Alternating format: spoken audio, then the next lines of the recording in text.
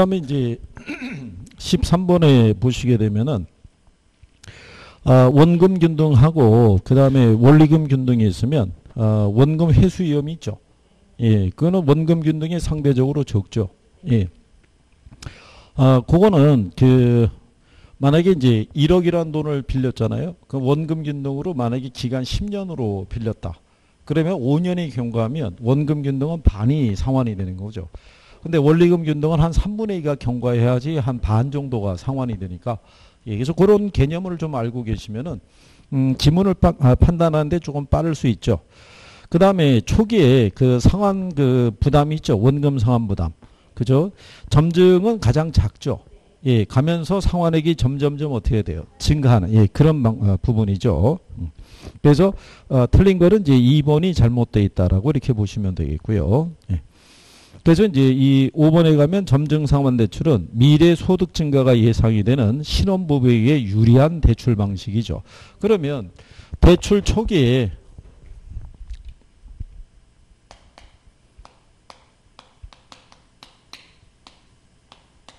원리금 지불액이 있죠. 어느 게 제일 커요? 원금 균등이 제일 크죠. 그 다음에 원리금이 있죠. 그 다음에, 예, 그러면 총부채 상환 비율 아시죠?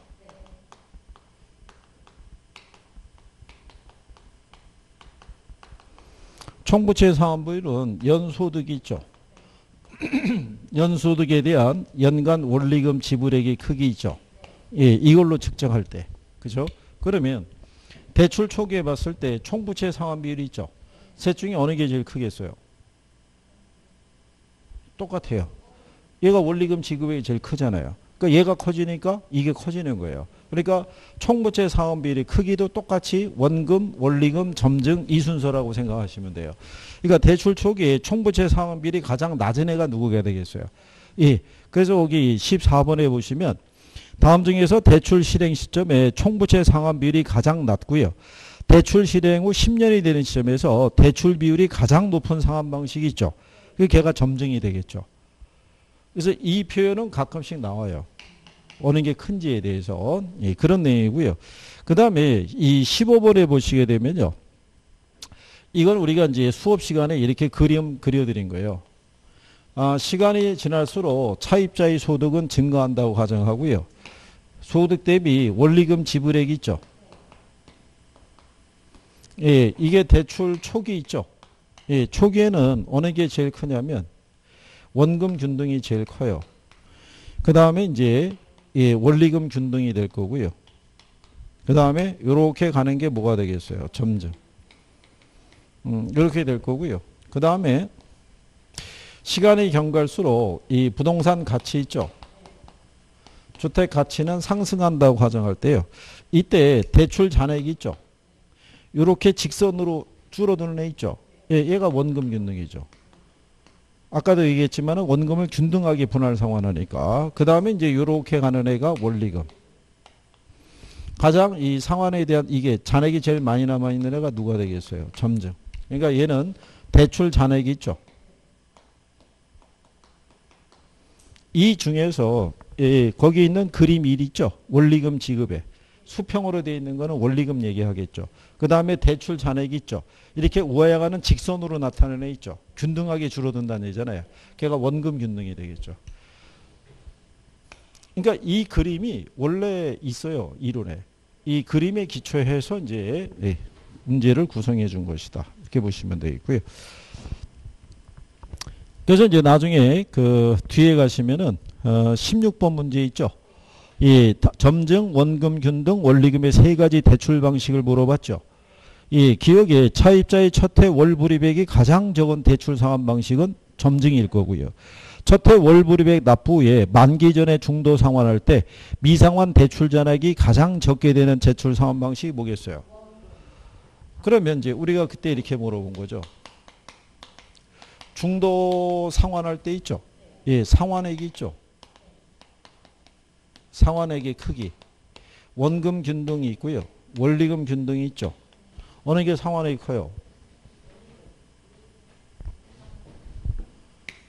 얘가 큰 거예요. 그러니까 여기 있는 요 상환액이 뭐냐면 대출 잔액이라고요. 갚아야 될 돈. 그렇죠? 근데 요거를 표현을 요렇게 바꿔서 내는 거예요. 그러니까 거기에 순간적인 착각이 있죠. 갚은 돈이 아니라 중도 상환할 때 그때 상환해야 될 금액을 얘기하는 거예요. 그러니까 남아있는 돈은 얘가 더 많이 남아있잖아요. 그렇죠? 그래서 그거를 출제자들이 활용을 하게 되니까 그래서 이제 그 17번이 있죠. 거기 하면은 5번 지문에 중도 상환 시 차입자가 상환해야 될 저당잔금이 있죠. 원금 균등 분할 상환 방식이 원리금 균등 분할 상환 방식보다 많다라고 얘기를 했잖아요. 그죠? 근데 여기 보시면은 그게 그 원금 돼 있잖아요. 마지막에 대한 거를 원리금이라고. 그죠?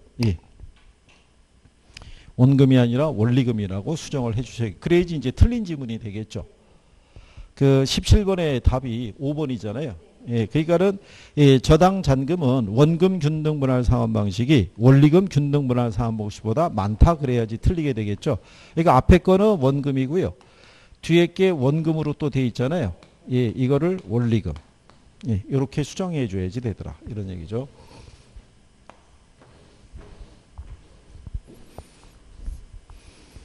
자, 그래서 이제 그렇게 구별하시면 되겠고요.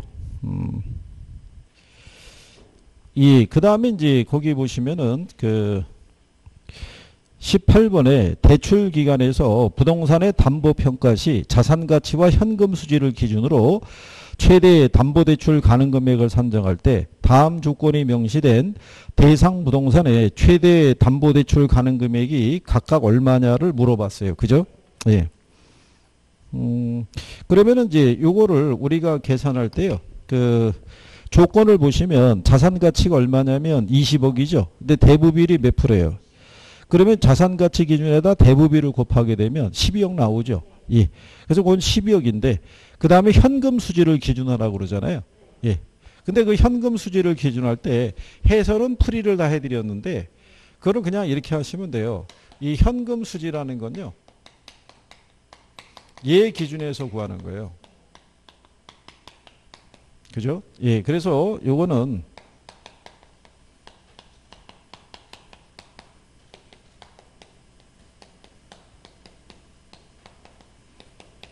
이식을 대입하는 게 훨씬 빨라요.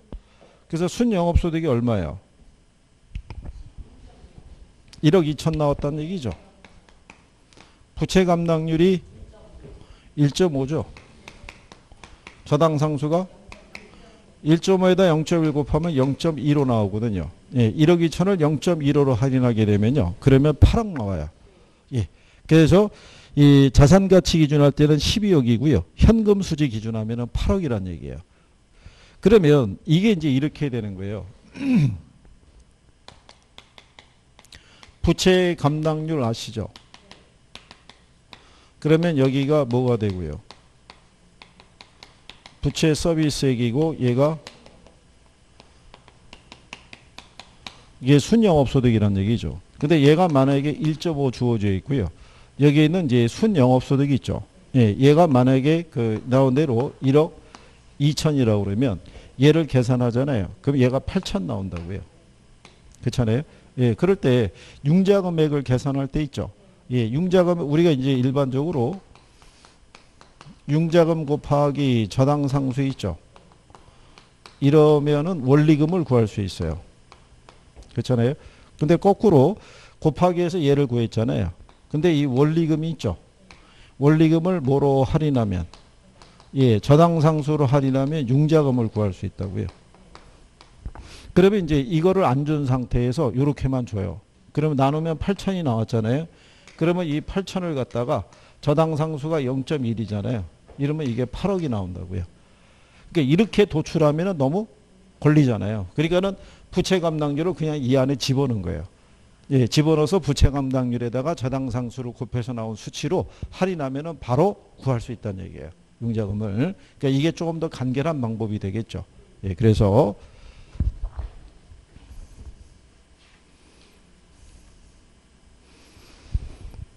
자, 그 다음에 이제 그 뒤로 넘어가셔가지고요.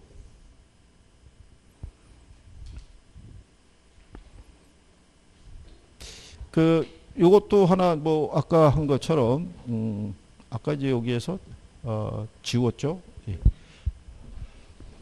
뭐 이런 것도 되죠. 이게 대출 전 기간에 걸쳐서 누적 원리금 상환액이 있죠. 셋 중에 어느 게 크겠어요? 예. 이때는 얘가 제일 커요. 그 다음에 원리금.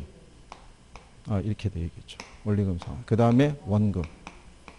그 다음에 셋 중에요. 예, 전체 누계 그 이자 이 상환액 있죠. 예, 이자의 크기도 뭐가 크다. 얘가 제일 크죠. 잔액이 많이 남아있을수록 이자의 계산은 대출 잔액에다가 이자를 곱해서 계산하거든요. 가장 잔액이 적게 줄어드는 애니까. 그래서 이자에 대한 크기. 근데 혹시 만약에 얘가 하나 들어올 수 있어요. 만기 상환자당 있죠. 이자 부담은 얘가 제일 큰 거예요. 얘는 원금 상환이 전혀 안 이루어지니까. 그러니까 요 표현까지는 알아두시는 게 필요할 거예요. 그죠? 네. 그래서 그렇게 구별하시면 되겠고요. 그래서 그 19번 문제 있죠? 이 19번에 가시면 2번에 원금 균등 상환 방식은 원리금 균등 상환 방식에 비해 전체 대출 기간 만료 시 누적 원리금 상환액이 더 크다 그래서 틀린 거예요. 무슨 말인지 이해하시겠죠? 그러니까 그런 표현이 나올 때 이제 구별할 수 있느냐 이런 얘기죠. 그래서 그 4번에 가게 되면 대출금을 조기 상환할 때 있죠. 원리금에 비해서 원금 균등 상환 방식의 상환액이 더 적다 이런 얘기죠. 그러니까 이제 그런 요건을 이해하시면은 예, 문장을 보고 여러분들이 판단할 수 있으시죠. 그렇죠? 예.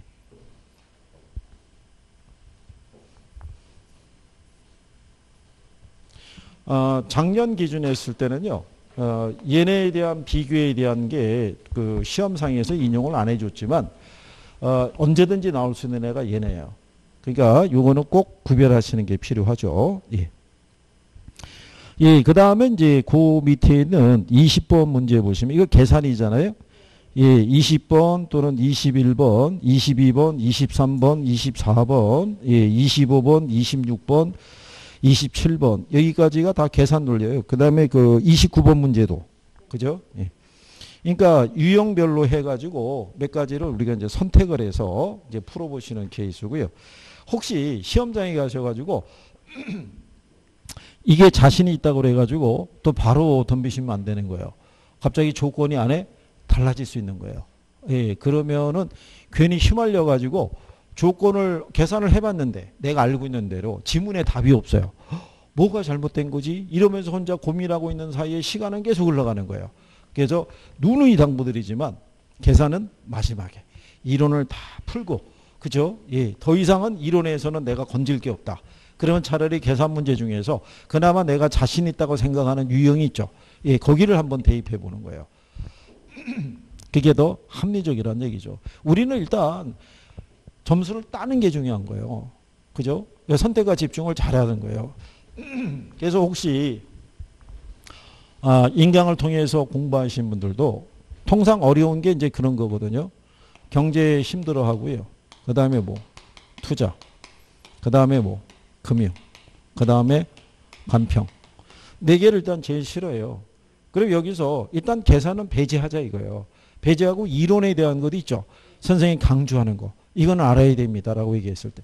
그런 거라도 정리해 두는. 그러니까 여기 금융에서도 지금 고정금리하고 뭐가 있어요?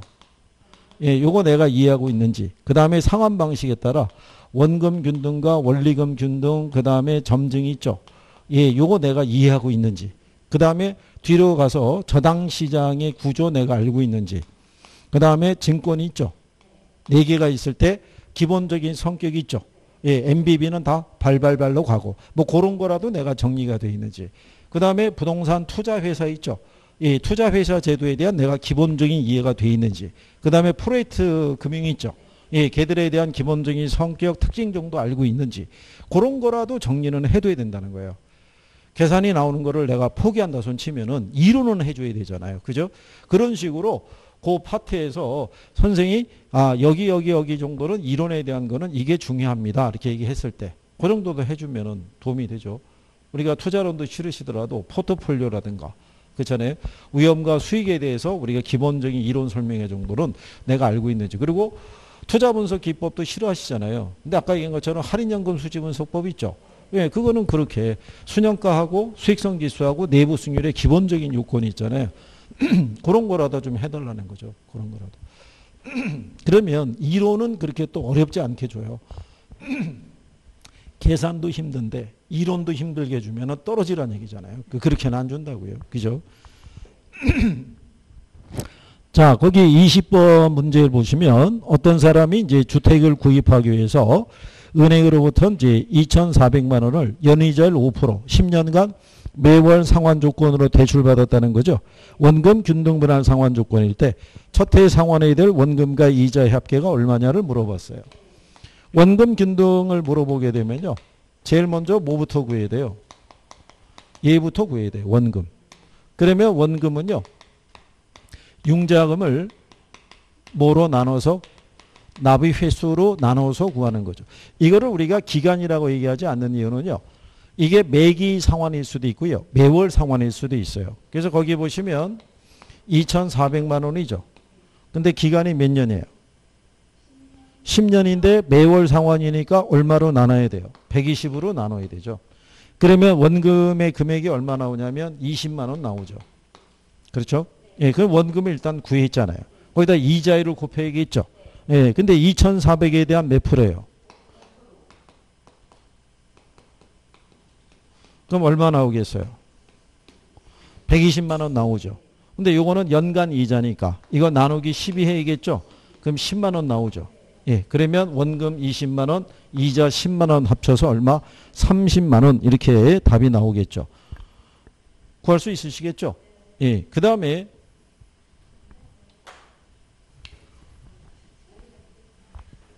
네, 그래서 이제 간단하게 구하는 줄 알고 그랬는데 또 21번처럼 나오는 거예요.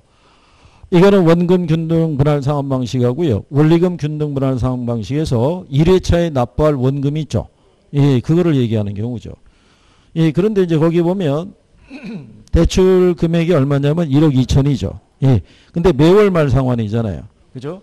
그러면 원금 균등에서는 원금 구해야 되죠. 예, 1억 2천인데 대출 기간이 10년인데요. 매월 상환 조건이니까 120으로 나눠야 돼요. 그죠? 예. 그러면 120으로 나누면 얘는 100만 원 나와요. 그럼 얘는 구했잖아요. 그죠? 그러면 이제 원리금을 구해야겠죠. 원리금은 융자금에다가 뭐를 곱해서 예, 저당 상수를 곱하는 거죠. 융자금이 1억 2천인데요. 저당 상수를 얼마를 줬냐면 0.0112를 줬어요. 이거를 곱하게 되면 원리금이 얼마 나오냐면 133만 2천 원 나오죠. 그러면 이 원리금에서 뭐를 빼야 되냐면 이자를 빼야 돼요. 그죠? 그럼 이자라는 거는 1억 2천에 대한 이자율이 몇 프로예요? 6%예요. 그러면 1억 2천에 대한 6% 하게 되면은 이자가 얼마 나온다? 그러면 720만 원 나와요. 그죠? 근데 이거는 연간 이자잖아요. 그죠? 그러니까 720을 또 얼마로 나눠야 돼요? 12로 나눠야 돼요. 이걸 12로 나누면 60만 원 나온다고요. 이게 월간 이자가 되겠죠. 그러면 133만 2천 원에서 얼마 빼면 그렇죠. 60만 원 빼게 되면 73만 3,200원 있죠. 예, 걔가 원금 상환이 되죠. 그래서 여기 133만 2천 원에서 얼마? 예, 60만 원을 빼게 되면 73만 3,200원 있죠. 예, 이게 원금이겠죠. 여기는 이게 원금이고. 그렇죠? 그러면 먼저 생각해 보세요. 지금 우리 여기 20번 푼 거하고 21번 푼 거하고 확연하게 차이가 있죠. 얘가 뭐가 더 많이 걸려요? 답은 도출할 수 있을 거예요. 하다 보면. 근데 또 하다가 뭐를 놓치냐면 매월 상환 조건을 또 놓치는 거예요. 계산이 안 나오는 거예요. 이거 10으로 나누면 1200인데. 무슨 소리야? 지문에 아무리 봐도 1200이 나오질 않잖아요. 그죠? 그렇게 해서 시간을 더디게 갈 수도 있어요. 그래서 그런 거. 그래서 이 기본적인 내용을 잘 한번 정리해 보시는 게 필요해요. 그래서 원리금 균등에서는요. 원리금을 구한 다음에 거기서 이자를 공제하는 것 있죠. 예, 그 부분이 빨라야 되고 원금 균등에서는 원금을 빨리 찾을 수 있냐가 관건이고요. 예, 그래서 조건을 잘 보셔야 돼요. 무슨 말인지 아시겠죠? 그리고 뒤에 넘어가시면 23번이 있죠. 예, 은행으로부터 2억을 대출받았을 때요. 예, 2회차에 상환해야 될 원리금 물어봤죠. 예, 근데 상환 조건이 원금 균등이잖아요. 그 매기 상환이라는 거는 1년 연 단위로 상환하라는 얘기예요. 그러면 일단 우리가 뭐를 구해야 돼요? 그렇죠. 원금을 먼저 구해야 돼요. 원금 균등이 나오면 제일 먼저 원금을. 그죠? 그러면 원금이라는 게 융자 금액이 얼마예요? 2억이잖아요. 근데 대출 기간이 몇 년? 20년. 그럼 2억을 20으로 나누면은 얘가 1,000만 원 나온다고요. 그죠? 예. 그러면 2회차를 물어봤잖아요. 예, 1회차, 2회차가 됐을 때. 그죠? 그러면 첫 때는 잔액이 2억이잖아요. 그 원금은 그대로 1,000만 원일 거고요. 여기에다가 이자를 곱해야겠죠. 2억의 이자율이 몇 프로예요? 5%, 2억의 5%면 1,000이라고요. 그죠? 그러면 첫 해는 원리금 상환액이 2,000이잖아요. 근데 2회차 물어봤잖아요. 그럼 얘는 그대로 1,000이죠. 예. 이자 있죠. 1,000에 5%면 얼마겠어요? 1,000에 5%. 50이잖아요. 그죠? 예. 그러면 얘는 950이에요. 그러면 1950 나온다고요. 이렇게 계산할 때 굳이 또 여기서 뭐 곱해가지고 할 필요 없이 이자율이 만약에 10% 나오잖아요. 그럼 여기 있는 이자 1,000 있죠. 여기서 100을 빼면 되고요. 5% 그러면 50을 빼면 이게 나오는 거예요. 그러면 계산이 조금 더 쭈르르 깔아 나가면 되니까 3회차 정도 이런 거 계산할 때는 바로바로 나올 수 있어요. 그죠? 그래서 두 개 합해서 이제 1,900 얼마? 50만 원. 그래서 답이 4번 이렇게 나오겠죠. 그렇죠? 예.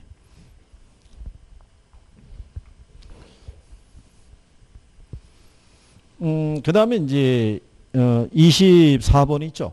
예, 걔는 또 이렇게 하시면 돼요. 대출 조건이 다음과 같을 때 9회차에 상환할 원리금 상환액과 13회차에 납부할 이자 납부액 있죠. 예, 이거 우리가 수업 시간에 해드린 경우인데, 그죠? 예, 요령은 뭐 알고 계시죠? 얼마 대출 받은 거예요? 5억. 그럼 얘도 뭐를 빨리 구해야 돼요? 원금을 빨리 구해야 돼요. 그러면 5억인데 우리가 기간이 몇 년이에요? 20년. 매년 상환 조건이니까 그럼 얘가 2,500이라고요.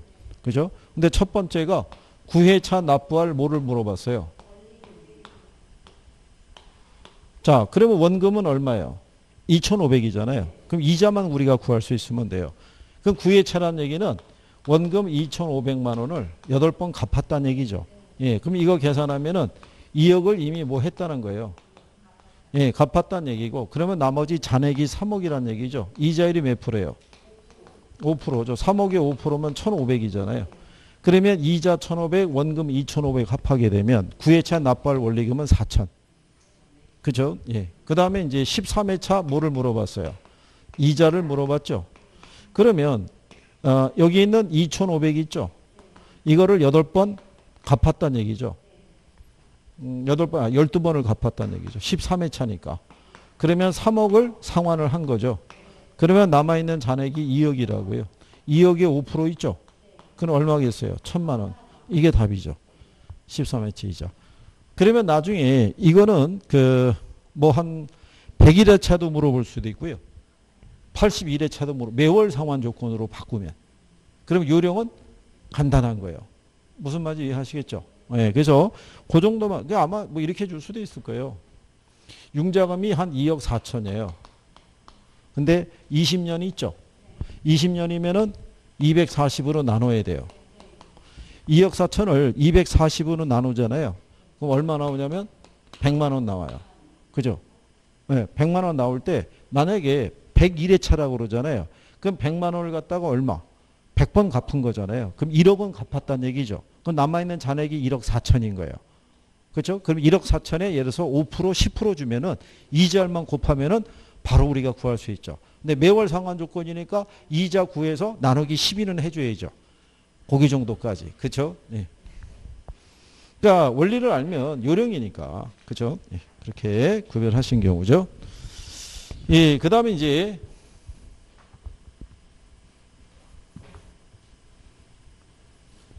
근데 이게 저 입장에서는 계산에 너무 집착하지 마시라는 차원에서는 넘어갈 수도 있는데 문제집에 또 계산 문제가 있으면 이걸 또 해야 예, 또 그래도 풀었다 이렇게 생각이 드시나 보더라고요. 근데 이제 항상 또 생각하셔야 될 거는 저희랑 같이 푸시면은 되게 간단해 보여요. 그 왜 그러냐면 선생은 알아서 대입을 해주니까. 풀이 과정이 막히지 않고 이렇게 쭉 해주잖아요. 그러니까 저래 그리고 맞는 거야. 이렇게 가는데 제가 없고 해설이 사라지면 이상해지는 거예요. 그러면 뭔가가 떠올라야 되고 막 이런 게 낯설은 거예요. 그래서 계산을 못한다고 뭐 잘못된 거 아닌 거예요. 그죠? 우리 지금까지 계산을 못하더라도 잘 먹고 잘 사는 거예요. 그죠?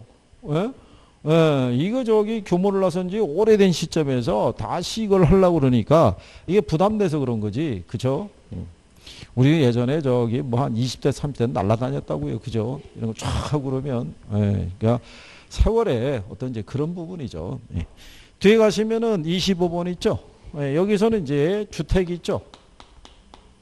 주택을 기준으로 해서 융자 가능 금액을 계산할 때는요. 첫 번째는 담보 인정 비율을 적용해요. 근데 담보 인정 비율을 적용하는 거는 간단한 거예요. 요거는 주택 가치 있죠? 주택 가치에다가 이 비율을 곱하면 돼요. 그러면 융자금을 계산할 수 있어요. 그래서 25번에 가게 되면 뭐라고 해놨냐면요. 자, A의 서울 소재 주택의 담보 평가 가격이 얼마예요? 5억이에요. 5억인데 대출 승인 기준을 보면 담보 인정 비율을 몇 프로 줬어요? 70%. 그러면 57에 35니까 담보 인정 비율을 기준으로 하게 되면 3억 5천까지 받을 수 있어요. 대출을. 근데 두 번째 조건이 뭐냐면 총부채 상환 비율이에요.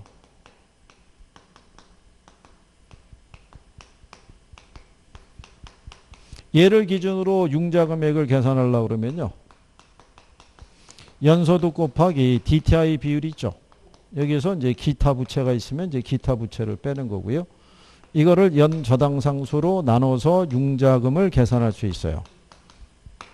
이러면 이제 융자금을 구할 수 있죠. 근데 이 조건을 다 주죠. 연소득이 얼마라고 주어져 있어요. 6천이라고 주어져 있잖아요. 그러면 얘가 6천이죠. 예, 근데 DTI 비율을 몇 프로 줬냐면 60% 줬어요. 자, 그 상태가 됐을 때요. 자, 6천에 6%면 60%는 얼마겠어요? 3,600이에요. 근데 거기 보면 저당상수를 얼마 줬어요? 0.12를 줬다는 얘기죠. 할인하면 얼마? 네, 3억을 받을 수 있죠. 그런데 여기 보시면 얘를 기준하면 3억 5천이고요. 얘를 기준하면 3억이잖아요. 그러면 금액이 작은 걸 선택해야 돼요. 두 가지 조건을 다 충족시켜야 되죠. 3억 5 얘 기준에서 이걸 융자를 해주게 되면 얘를 초과하니까 안 돼요. 그러니까 적은 거를 해줘야지 두 가지 조건이 다 충족이 되죠. 근데 3억까지 구했잖아요. 지문에도 3억이 있어요. 근데 문제가 사업자금 대출로 연간 1,200만 원씩에 대한 뭐가 이루어지고 있어요? 예, 부채 상환이 이루어지고 있다 이런 얘기죠. 그러면 여기서 이게 3억이 나올 수가 없죠. 여기 있는 3,600에서 얼마? 거기 있는 1,200을 빼줘야 돼요. 그러면 3억 6천에서 1,200을 빼면 남는 게 얼마겠어요? 2,400이죠. 이 2,400을 0.12로 할인하게 되면 2억 나온다고요. 얼마 나온다고요? 2억. 그래서 이제 융자를 받을 수 있는 금액이 있죠. 예, 그래서 25번의 답이 3번이 되는 거예요. 자, 여기 보시면 여기 기타 부채라고 있잖아요. 그럼 원래는 요거 곱해서 3,600 나오죠.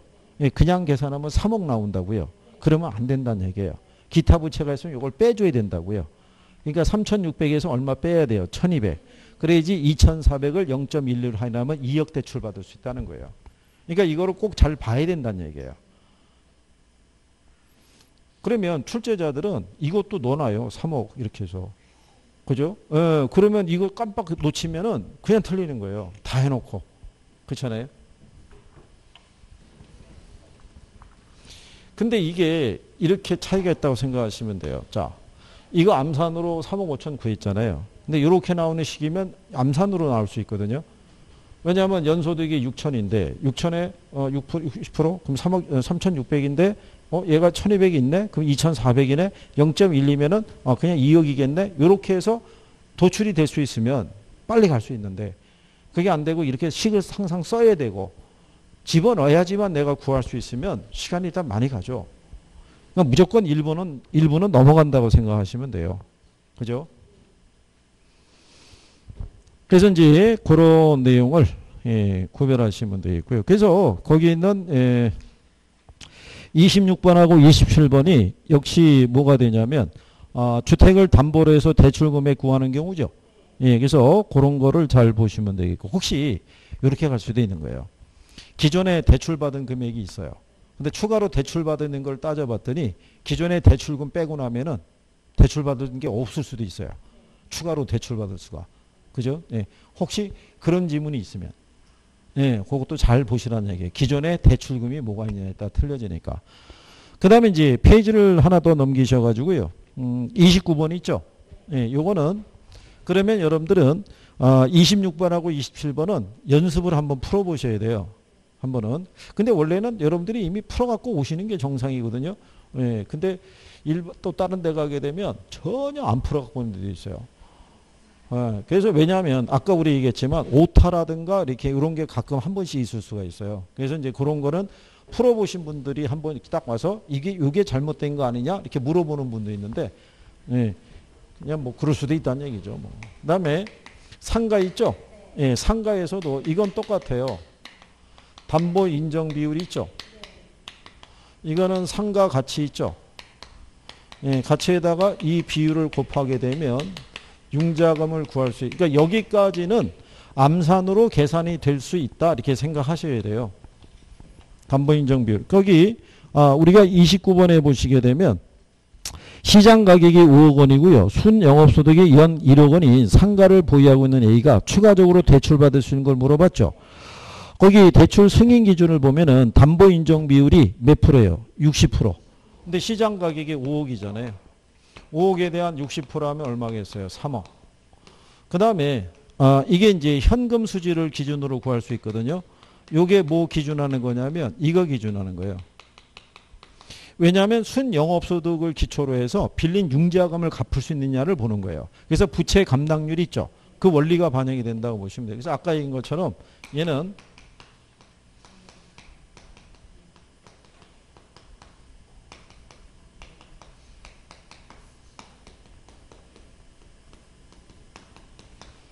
시기 잘 생각이 안 나시면요. 이 순영업소득으로 이 부채를 감당할 수 있는지 이게 집어넣어서 그래서 거기 보면 순영업소득 주죠. 얼마 줘요? 자, 부채 감당률이 얼마예요? 2 줬죠. 저당상수는 2 곱하기 0.2 하면은 0.4 나오죠. 그러면 얘를 나누게 되면요. 2억 5천 나와요. 그죠? 예, 그러면 담보 인정 비율을 기준으로 했었을 때 3억과 3억 하고요. 2억 5천이 나왔을 때 또 조건을 봐야 돼요. 상가의 기존 저당 대출금이 1억이 있잖아요. 그러니까 2억 5천에서 1억을 빼면 1억 5천을 대출받을 수 있죠. 두 가지 중에 작은 거를 선택을 해야 되고요. 그렇겠죠? 예, 그런 요건이죠. 예.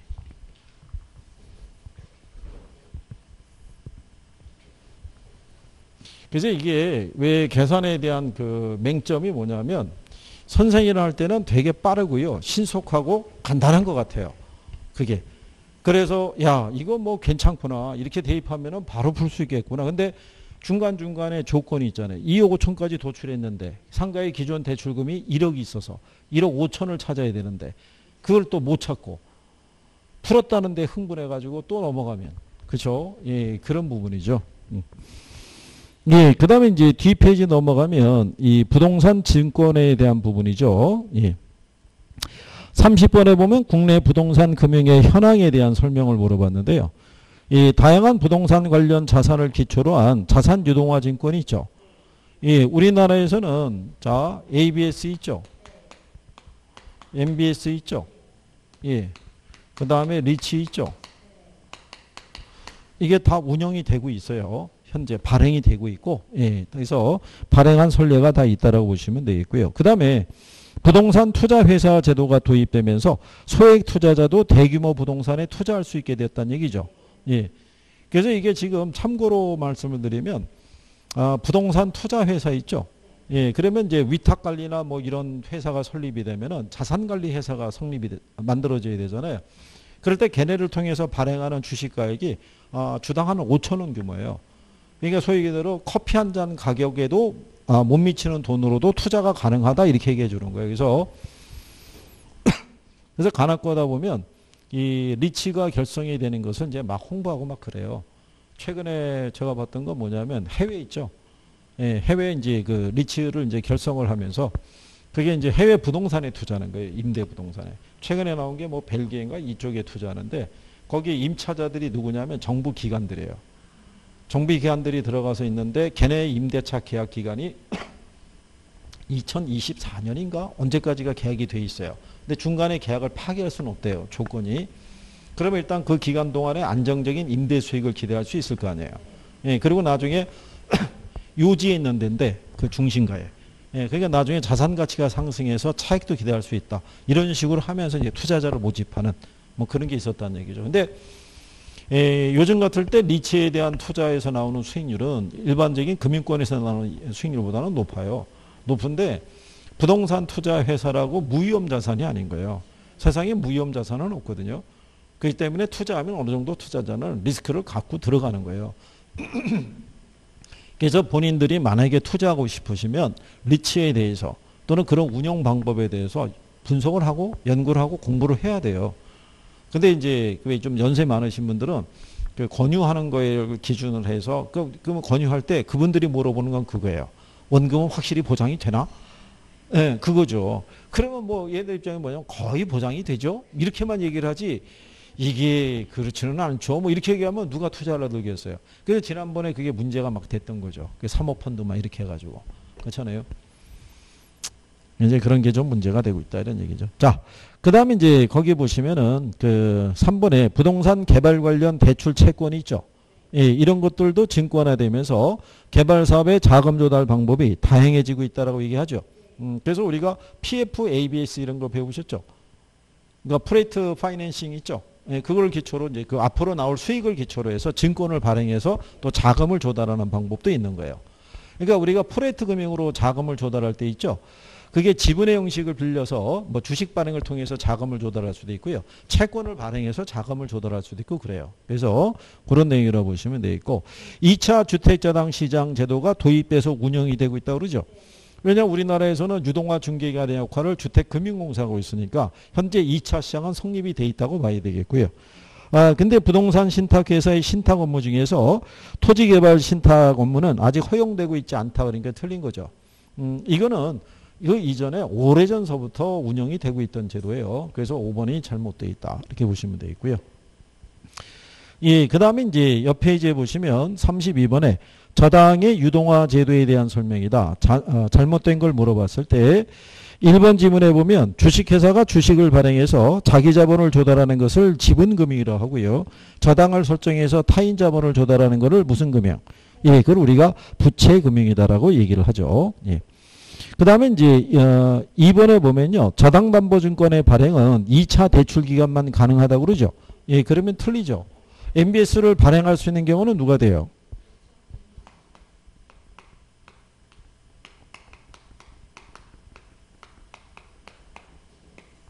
일단 얘는 발행할 수 있어요.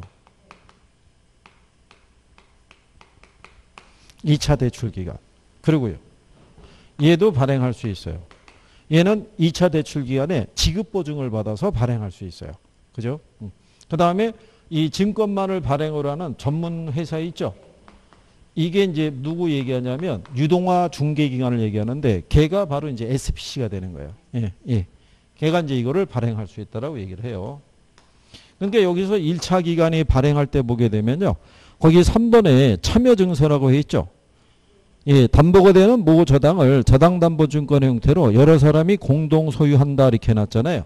예, 그게 무슨 얘기냐면 1차 기간이 있죠. 예, 이런 얘기죠. 만약에 여기 자금 수요자가 있고요. 여기 만약에 농협이 있어요. 그러면 여기서 이 집을 담보로 대출해주고 뭐가?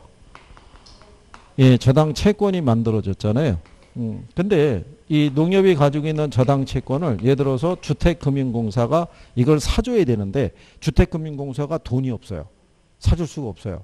그러면 얘가 이거를 가지고 유동화를 시켜야겠는데 얘 이름으로 유동화되는 거는 안 돼요. 공신력이 떨어져서. 그러면 어떻게 되냐면 농협은 요 저당 채권에 관한 소유권 있죠. 소유권의 일부를 일로 넘겨주는 조건으로 얘가 연대보증 들어가는 거예요. 그러니까 발행자 안에 얘도 들어가는 거죠. 그러면 공신력이 어떻게 돼요?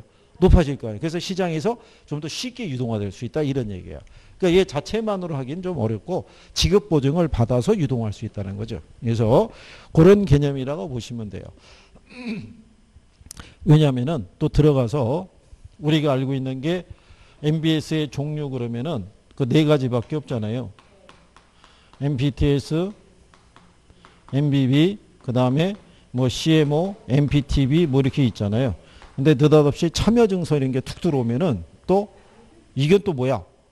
그러니까 이거 가르쳐주도 않았는데 뭐 이럴 수도 있잖아요. 그런 개념으로 이해하시면 돼요. 무슨 말인지 아시겠죠? 예. 그 다음에 이제 뒤로 보시게 되면요. 33번에 자당담보증권 도입에 따른 부동산 시장의 효과에 관한 설명으로 틀린 걸 물어봤죠. 이게 작년 기출이에요. 예. 그래서 거기 보시면 주택금융이 확대됨에 따라 대출기관의 자금이 풍부해지겠죠. 그래서 궁극적으로 주택자금 대출이 확대될 수 있고요. 주택금융의 대출이자율 하락과 다양한 상품 설계에 따라 주택 구입 시 융자받을 수 있는 금액이 어떻게 되냐면 증가할 수 있다는 얘기죠. 주거 안정에도 기여할 수 있고. 근데 주택금융의 확대로 자가소유 비중이 줄어든다는 것은 틀렸다는 얘기죠.